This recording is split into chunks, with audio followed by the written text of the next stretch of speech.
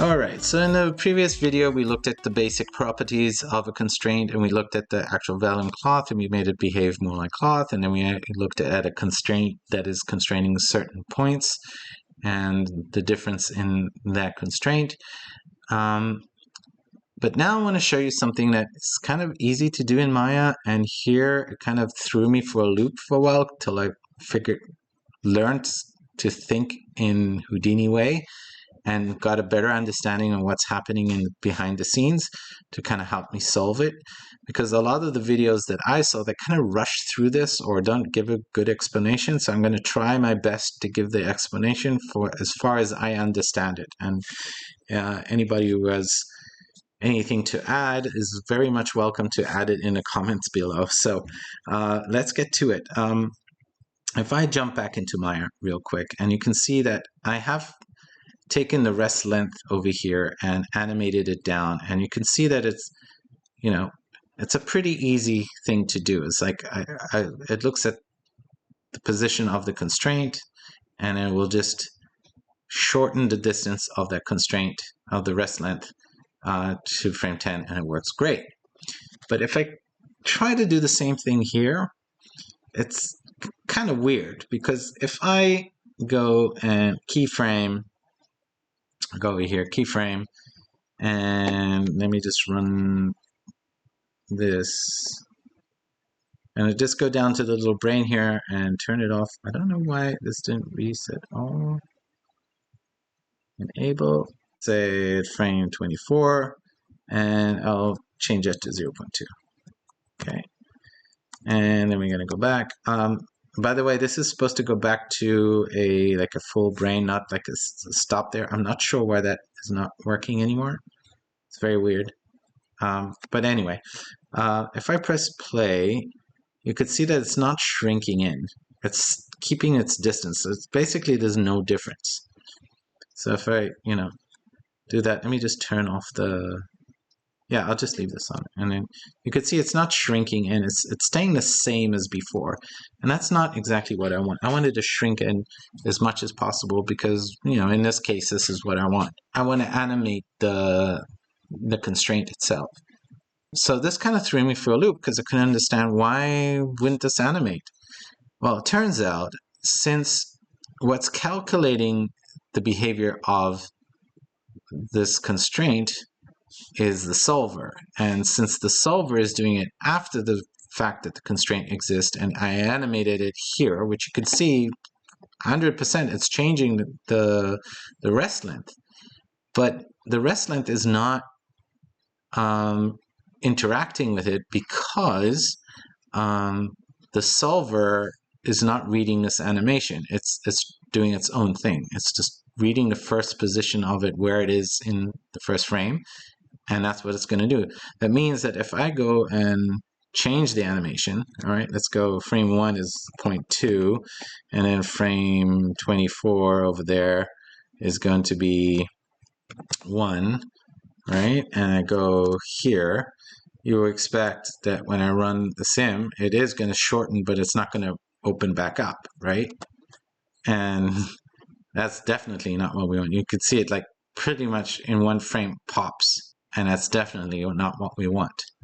All right, so I'm going to just do that, and I'm going to break the connection, delete channel, and I'm going to show you how we can deal with it. So the way that we deal with it is actually through the Vellum solver, and the Vellum solver is very powerful. And the reason is that if you go inside the Vellum solver, you'll see that we can basically build a lot of extra behaviors inside of the solver, like more ways for it to calculate or do stuff. This is very powerful. There's a little note here that is worth reading. I won't get into this. Again, this is kind of to get your mind on how things work, and then you can go and learn how to do amazing stuff with this. But right off the bat, I want to show you one of the more powerful nodes. It's kind of the way that we override stuff in Houdini in Vellum. And this is a Vellum node called the Vellum Constraint Properties. And what it will do is just give you a way to override all of these properties that we get And one of them, if you look over here, is the rest length. So if I turn this on, right, I basically can change the rest length of all the constraints that I have above this node, right? So if I do this and set this to, let's say, 0.2 and replay, it's going to make everything explode. All right, and the reason is it's because it's doing it overall everything, every single node, right?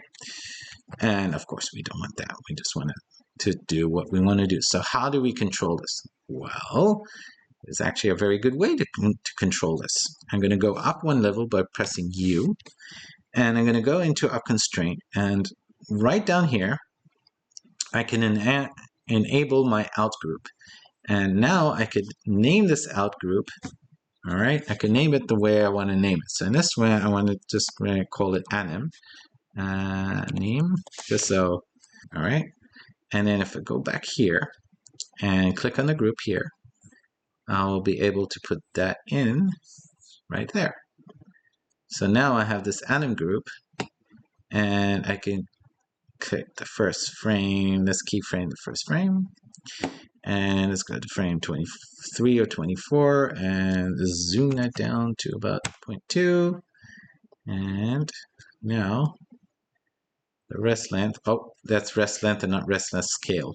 Oops, that's my bad. We want rest length scale. So keyframe. And then over here, I got to make sure that I put the right attribute, otherwise it's going to behave very weirdly. And 0.2.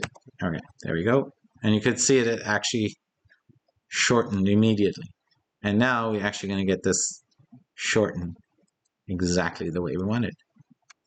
So that's a little bit of what we can do with Vellum Solver and how we can kind of override certain attributes to get what we want. With that, I'm going to stop this video. And in the next video, we're going to shift our focus on how to start working with a little more complex setup. But this is the basics of Vellum for people who are coming from land to get a better understanding on how to approach a lot of these issues that we might have.